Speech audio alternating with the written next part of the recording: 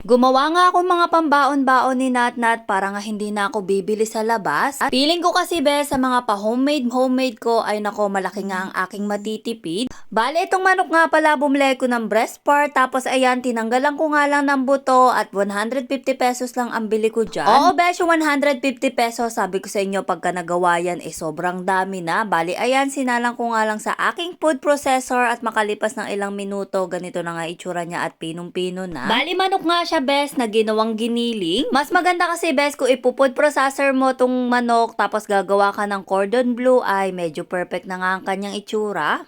Bali, tinanggal ko lang nga yung pinaka-blade niya at ayan, tinimplahan ko na. Naglagay lang ako ng garlic powder, konting paprika, asin, tapos paminta. Yun lang yung mga inilagay kong pampalasa best kasi nga bata ang kakain na to. Bali, pagkatapos ko nga siyang haluin, eto kinuha ko na nga yung aking cling wrap. Bali, ayan, inilatag ko nga lang dito sa may sangkalan. Medyo malaki kasi mamaya ipapalupot natin dito yan. Bali, ganyan nga lang best yung gagawin. Unti-unting maglalagay, dapat palapad kasi nga eto, maglalagay pa tayo ng ham. 2 ham yung inilagay ko. Tapos cheese, syempre makapal kasi mas maraming cheese mas masarap. Meron nga rin pala ako tira-tirang maling dito, kaya naman ginawa ko, hiniwa ko nga siyang pahaba at sinama ko na nga dito sa ating cordon bleu. Bali, irorolyo nga lang siya dito sa cling wrap hanggang sa umokay na. Pagkatapos ayan, pwede na nga natin putulin. Pagkatapos nun, ayan, inikot ko nga lang yung mga gilid-gilid para nga maging ganyan yung itsura niya. Bali, naka-4 nga pala ako niyan, best, at 150 na manok nga lang ginamit ko dyan. Bali, pagkatapos nun, nilagay ko nga siya sa freezer para nga siya mabilis mag-set. Tapos 4 na peraso nga nagawa ko at makalipas nga ilang oras, ganito na siya best. Tinanggal ko na yung cling wrap. Iginulong ko nga lang siya dito sa may egg harina. Pagkatapos na maigulong sa harina, eto ibabalik ko nga ulit sa itlog para nga kapit na kapit yung harina. Tapos pagkatapos naman sa harina at itlog, ang susunod ko naman dyan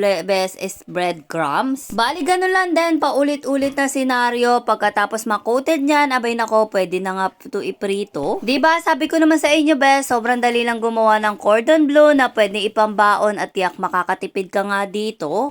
Yung mga ganitong homemade, malaki nga ang natitipid ko, kaya naman ako, tsinatsaga ko ang gumawa ng ganito, mga tusino or kahit ano-ano pa yan. Napapasok sa budget na at magugustuhan nga ni Natnat. Pagkatapos ko naman siya irolyo dun sa may breadcrumbs, nagpainit na nga rin ako ng mantika at makalipas ng ilang minuto, eto nilagay ko na nga at mahinang apoy lang best kasi ang breadcrumbs mabilis nga siyang masunog. Bali pag ganito na nga, nagba-brown na best, bali-baligta rin yung nga lang para maluto rin yung pinakaloob niya. Tapos, mahinang-mahina lang best para nga maluto yung loob at pantay. Bali, 2 nga pala pinrito ko kasi panigurado yung isa dito ay kulang pa nga sa aking alaga. Tapos yung 2, bukas naman best, ipipirito ko para nga kako may baon siya.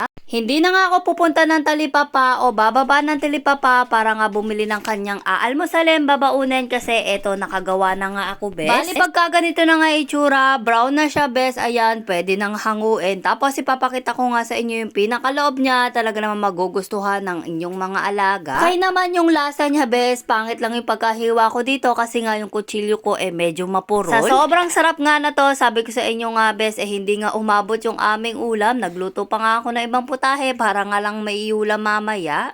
Tapos, eto nga yung kanyang loob. O, diba, sabi ko sa inyo, perfect na pambaon. Syempre, mas perfect yan kung meron nga sausawan. Bali, dito gumamit nga lang ako ng mayo, tas nilagyan kong garlic at paminta. O, siya, yun na naman best ang gusto ko share. Bye-bye!